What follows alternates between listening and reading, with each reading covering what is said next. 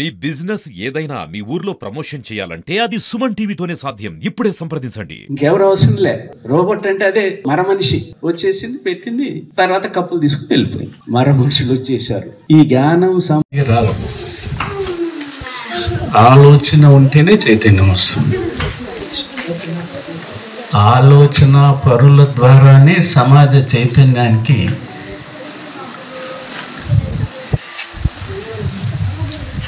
ముందు ఫౌండేషన్ శంకుస్థాపన జరుగుతుంది.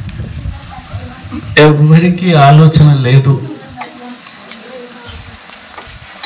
ఈ స్కూల్కి బడి ఎట్లా వస్తుంది? వచ్చిన బడి హై స్కూల్ ఎట్లా అవుతుంది? ఈ గ్రామంలో మంచినీళ్ళు కావాలా అని అందరికీ ఆలోచన వస్తుంది. ఎట్లా తీసుకురావాలనే దానికి ఆలోచన రావాలి కదా. రోడ్లు వేయటానికి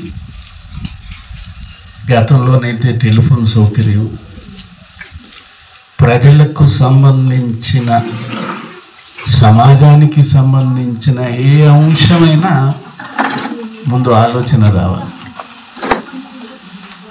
దాన్ని సాధించటానికి, తెప్పించటానికి, ఆచరణ చేయటానికి కూడా ఆలోచన కావాలి. ఆ ఆలోచన ఎక్కువ భాగం చదువుకున్న వాళ్ళకే వస్తుంది. చదువుకునే వాళ్ళు కూడా ఆలోచన పరులు ఉన్నారు. అక్షరజ్ఞానం లేనప్పుడు కూడా ఆలోచన ఉంది. కానీ చదువుకున్న వారికి, బాగా చదువుకున్న వారికి, మళ్ళీ బాగా అందరూ చదువుకున్న ఉపయోగమే లేదు. సమాజం పట్ల, ప్రజల పట్ల, పిల్లల పట్ల ఏంటి మన భవిష్యత్తు అనే ఆలోచన రేకించే చదువు. అలాంటి ప్రయత్నం ఇక్కడ ఈ గ్రామంలో జరుగుతుంది. మనకు నైజాం పాలనలో అయిపోయిన తర్వాత 25-30% వెనక్కి కొద్దిగా 60 ఏళ్ళు పోతే 15-20% నుంచి చదువు ఇవ్వాల. మన రాష్ట్రంలో దాదాపు 80% వరకు చదువు వచ్చిన వాళ్ళు ఉన్నారు. ఇంకా 20% అక్షర జ్ఞానం లేని వాళ్ళు ఉన్నారు. 60 ఏళ్లలో కూడా